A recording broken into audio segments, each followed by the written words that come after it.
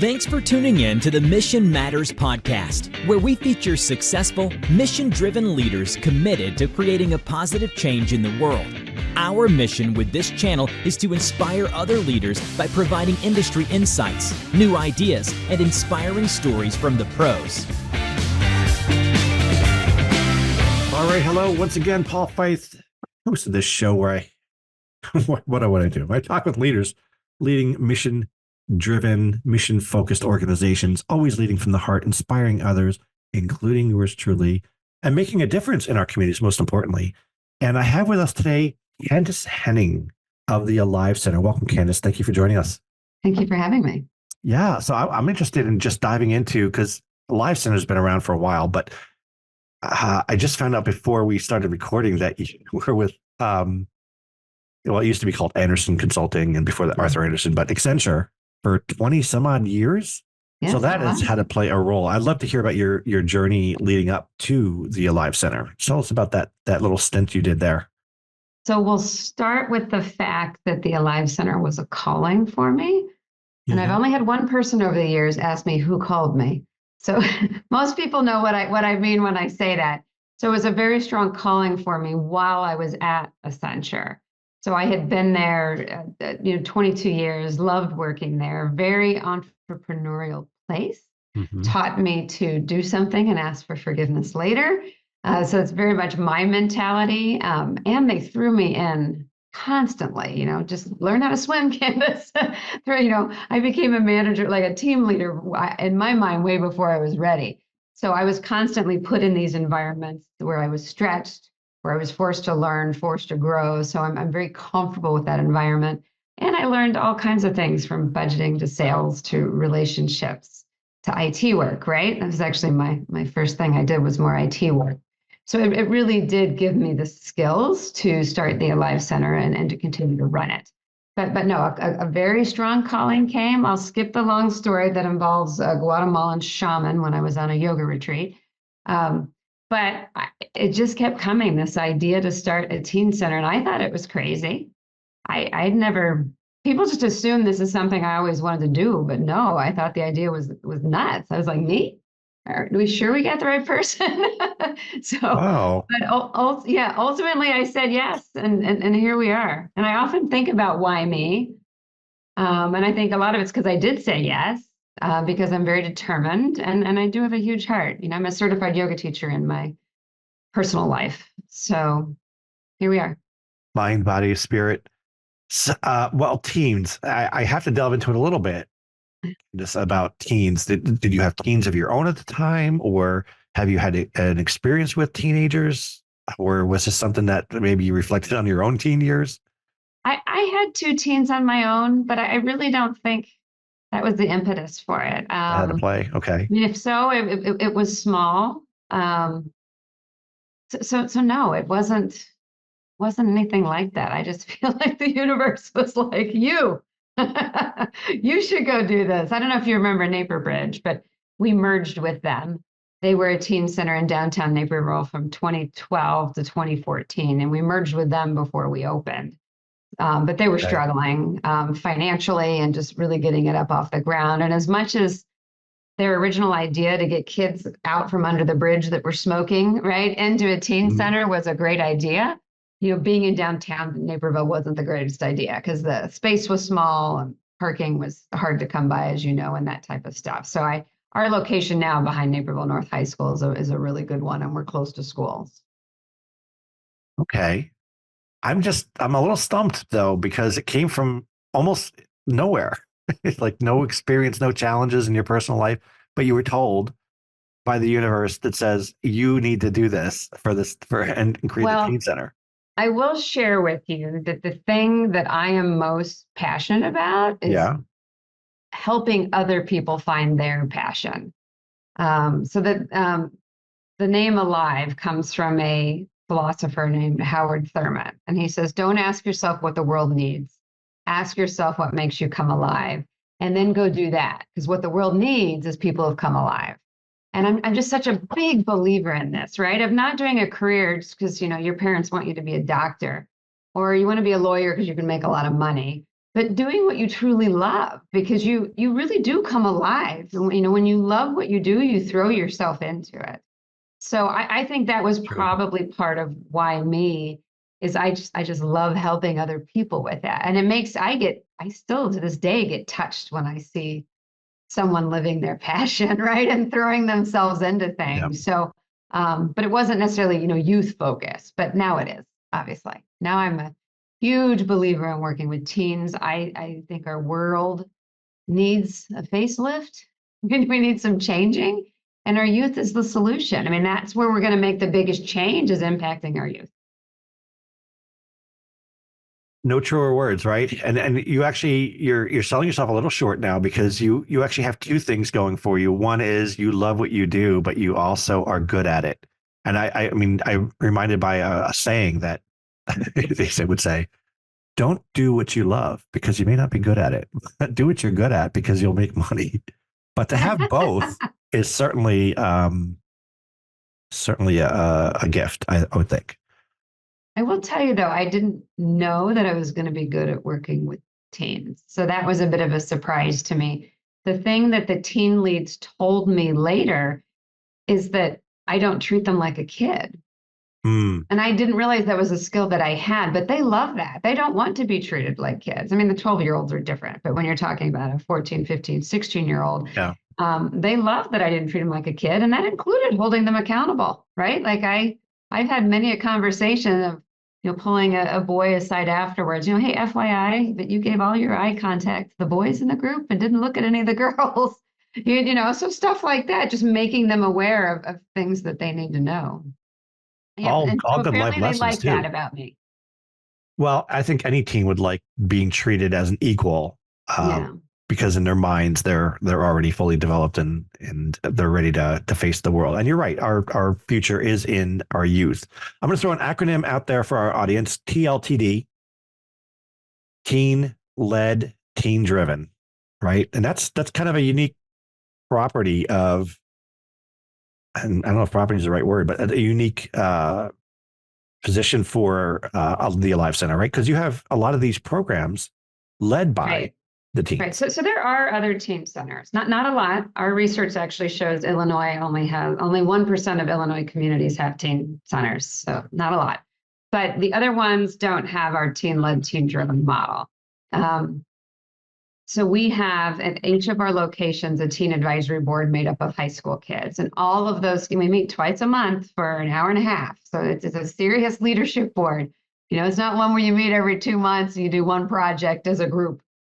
Each of these kids creates and leads programs, at least one, but many of them do more. And we really do let them do it. They come up with the ideas, they create a curriculum, they execute it. And sometimes they do amazingly well the first time, and other times it's not so good, especially if they're a freshman in high school. But they learn from it, right? And we let them fail. I mean, we may give them a little guidance up front of, hey, you might want to think of this. But sometimes they dig their heels in. I really want to try it like this. Well, okay. As long as it's not harming anybody, go for it and give it a try. And that's how they're going to learn. So I love it. It also gives them a voice. Like, we need a teen voice, especially in this tech age, right? Where things are changing so fast that these kids know what kids their age and kids in their 20s, people in their 20s, right? They know more technology wise how to get to them and what works than we do. So also using them as a voice is helpful. And then a lot of our programs, the high school kids are teaching younger kids. And so they relate better to them than someone like me who's in her 50s, right? Because they were just them 5 years ago. So they can create a more interesting curriculum. They connect better with them. So yeah, so many reasons for this model, but to this day, it's my favorite part of what we do is having these high school kids lead, because they gain so much confidence from it. And there's so many opportunities, I have to imagine. Yeah. And then who knows what they're going to do when they go out, because they tell me later, when they're older, they're like, that really helps my confidence. So I also like that you say that you let them fail, because there's so much learning that comes from that as well.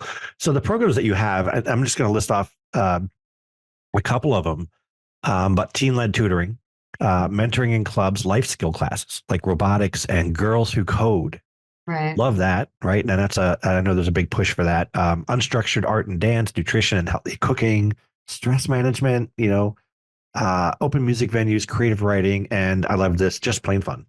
Right. Sometimes just a place to hang out with your friends that you've made, created relationships with. And let's just dive into a little bit about the accountability piece that you said. So, if somebody's, you said somebody was looking at all the boys, but not the girls. But also, I would imagine you're holding them accountable for the curriculum and making sure they're present. And there are I would imagine, some metrics or KPIs that you're using for measurement. We do. So they set their goals, and they'll be things such as, I want, 10 kids to come to my program every week. And if I'm teaching girls how to code, I want to increase their knowledge of coding by 70%. So those would be the types of goals that they have. We definitely work with them on first of all, how do you make it interesting? Because you're teaching kids and they don't want PowerPoint, right? So how do you do that?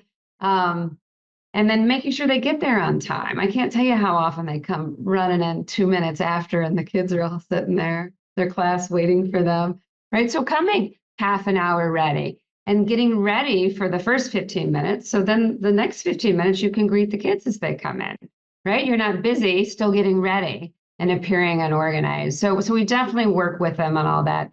We, in Naperville, and this is something we'll be rolling out to all of our centers, we created an Alive Teen Leadership Academy. So we put them all through this leadership academy so that they learn how to set a plan. They learn about SMART goals. They learn how to delegate. They learn about creating a good resume and how to do a good interview, right? So we teach them all these business skills so that they have those skills going into it. But I'll give you an example recently. So I won't say who with, but an organization got a grant to take kids out into nature. And so they came to us and said they wanted to do something with us. We gave our teen board 5 different ideas, and they voted that they wanted to go kayaking. So this was something we'd never done before. We went kayaking on the Fox. We had 20 kids RSVP from our teen board. Well, 7 showed up that day. And I was not happy. I was embarrassed, right? Like, this is not us. We're an organization of excellence, and we don't do that kind of thing. So we had a big talk at our last teen board meeting about being impeccable with our word and RSVPs and, what integrity means and those types of things. And they were pretty quiet, right? But at the end, I asked them, what can we do to make it up to this organization? Ooh. And I knew the answer. But luckily they came up with it, so I didn't have to tell them. One of them said, what if we volunteered to come to one of their events and help out? I was like, great idea. Right. So we sent them a note, and, we feel really bad and we'd love to come volunteer. We can pull weeds.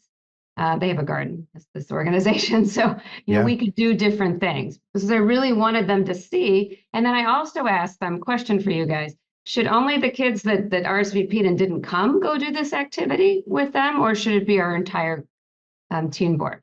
And they said entire teen board. Oh, good interesting. Answer. Yeah. Right. Good answer. Right. Because we are a group and solidarity. We all need to be held accountable together. So, yeah. So we do that kind of stuff with them because honestly, teens really need it. They need boundaries. They need expectations. I mean, during COVID, when everybody was getting an A, they told me, like, we don't like this. Yeah. Right. We want to understand what we need to do, and we want to be held accountable for it and then rewarded appropriately. Right. So even though sometimes they don't like it, they crave boundaries, expectations, being held accountable. Certainly. Well, now that you've been doing this for a while, I got to imagine there's ways that you measure success, and it's typically, I mean, I'm thinking like after they leave the program, after they go on to college and other things. These are life lessons. I almost kind of wish, I'm a little jealous because I almost kind of wish I had this sort of a organization when I was a teen, right? And I learned a lot of my business skills and life skills way late in life. Right. And I didn't even catch the volunteer bug until, aside from Cub Scouts, I think it was not until my 40s. So a lot of things that happened late in life. I wish I started earlier. So how has been the reaction for some of these students, afterwards? I'm sure you keep in touch with some of them and right. See what they're doing, right? Well, for just a minute, because we haven't touched on it yet, that the core of what we do, other than the teen board and the programs, is drop-in hours, right? So we have free drop-in hours for kids 5th through 12th grade, Naperville, Aurora, Hanover Park, to come in and hang out. And they can experience all these programs we've been talking about, but they also, play games. It's called play therapy. So the times the kids are more willing to open up and share, we have all kinds of interns that are social workers from Aurora University, is while they're playing. So there's a lot of games in addition to our really awesome art room where they can do mindful art activities, our kitchen where they can cook, et cetera. So for those kids that are coming, we just hear rave reviews from them and from the parents. A lot of the kids coming there don't have a place somewhere else. So, just to have friends and have a place to socialize, right? A lot of times it's, kids, again, with disabilities or LGBTQ, and they're struggling to make friends. So that's just absolutely huge. So that we hear over and over again, that, a life center saved my life. I was at a place where one kid that is determined later they're transgender and has since transitioned.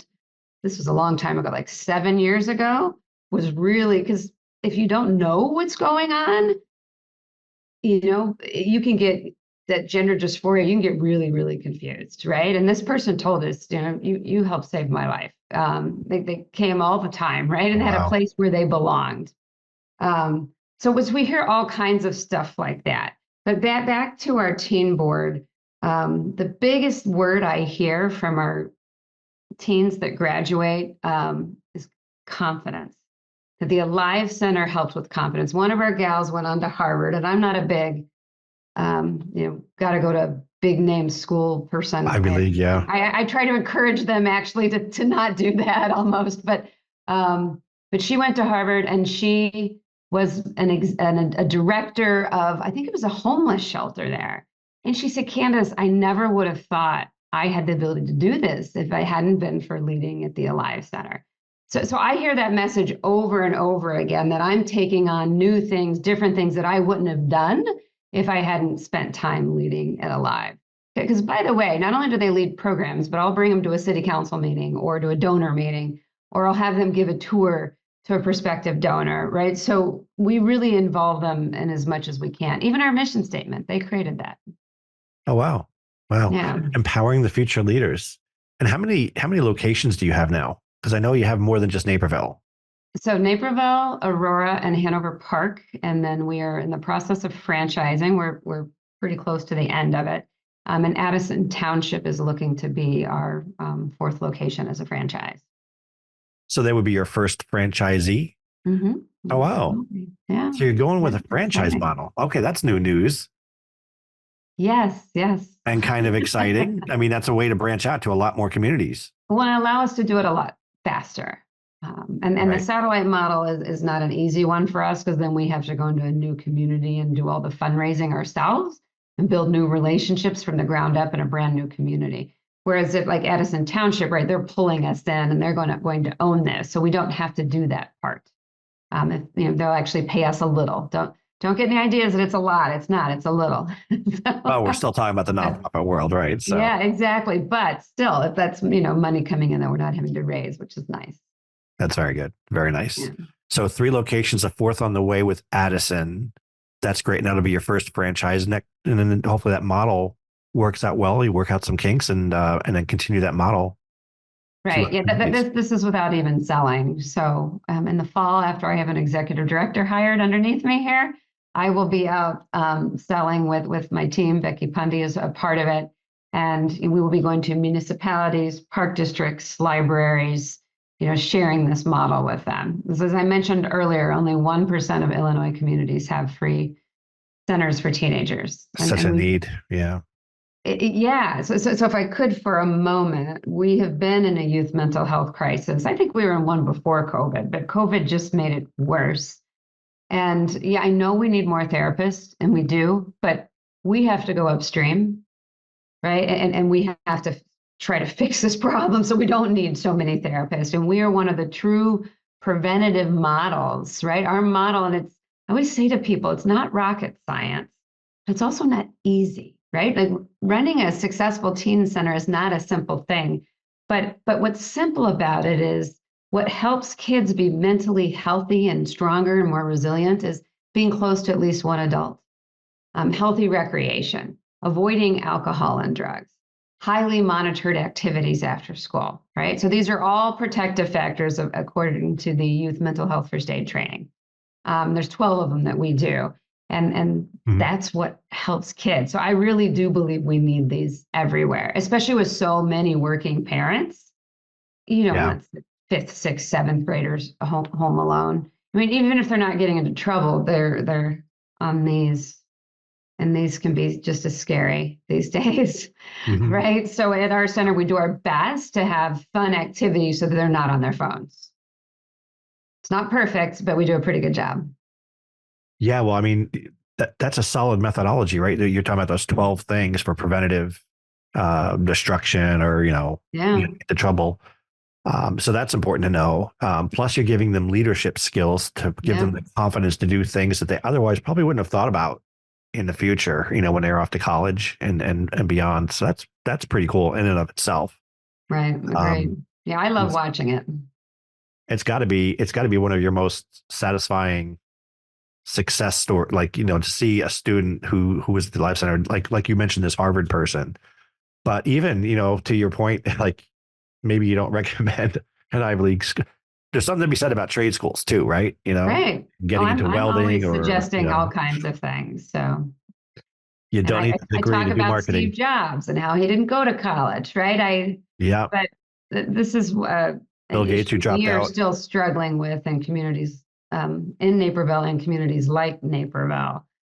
Kids just really feel like they have to get into the very best school, and they apply for, I don't know about you, I applied to 3 or 4, but they apply to 20 schools, right? And it's a big deal to them and very stressful. So the kids that are on our team board, we work with them a lot, because really one of the things I see that's the biggest problem is it's just constant comparison with everybody else, which is what social media, unfortunately, makes so much worse. And instead, having them go inside and just be your best self. What is best for you? What is your next best path? Who is your best self? What do you want to do? Stop worrying about comparing yourself to everybody else and pleasing everybody else. So we work heavily with them on that. And I'm really hopeful to create some content around that in the future to be able to share with more teens. Yeah, that is such a benefit because there is peer pressure is different now than when I was going to school. Peer pressure for me was like, trying drugs. Now it's like, you got to get a 4.2 or 4.4 or higher, must be in the band or in the sport or whatever. And lead and volunteer. Yes. It's no wonder why there's a mental health crisis. I made the mistake, and I'll share this little personal story. I made the mistake once of asking my younger daughter, I think she was a freshman at the time. I said, "Hey, I haven't heard anything about your grades. How are you doing?" And she looked at me and said, "Dad, I will care about my grades more than you ever will. And I have immense pressure to do, really well. So never ask me about my grades again, because whatever I get will be the best that I possibly could do." I know, of course, she was a 4.2, student her whole career. So I remembered, first of all, the audacity to say that to a parent, but two, she was right. She was right in that she did care about her grades more than I did. I was just being a parent, but she was under immense pressure from peers, and I think kids need something, an outlet, a therapist, a counselor, or this teen center to really navigate through that. Right. So that they can go inside and say, what do I need? What matters the most to me? Not instead of all of that external pressure. Yeah, exactly. Yeah. Well, Kandice, I've learned so much today just from our discussion. Any parting thoughts for our listeners? Oh gosh, I always have so many thoughts. I think I'll bring it back to what makes you come alive, and not just for you yourself, but even for your kids. I see so many parents or teachers, even, right? People trying to, bring kids to, we need to do this because that's where you'll make the most money. But I truly believe you can make money and have a living doing what you love. I've seen a guy that does spoken word poetry. Joe Chura has had him at his events that he has. And this guy gets paid a lot of money, right? To travel around and go to events and do poetry because he loves it that much and he's that good at it. So I truly do believe that we all can do that. And I believe the world would be a better place if we all did what we loved. So again, not only just for you, and it's never too late. I mean, I completely changed my career when I was in my late 40s. Let's just say that. I won't give away my age here. So, you hear of people doing stuff like that in their 60s, sometimes even 70s, but also again for your kids, right? Just really allowing your kids that space to be a kid and to figure out what they love and try to take that pressure away from them because they are feeling it from society. If they're not getting it from their parents, they're feeling it from school, from their peers, from society. And I really think we all need to work together to take that pressure off and let them be kids. And work towards being your true, authentic self. I love that. Yeah. Awesome. Well, thanks for joining us today. I really appreciate it. I've learned, like I said, I've learned a lot. It's my pleasure. Thank you for having me. All right. Well, until next time, everyone. Thanks for listening to the Mission Matters podcast. We'll see you again next time, and be sure to click subscribe to get future episodes.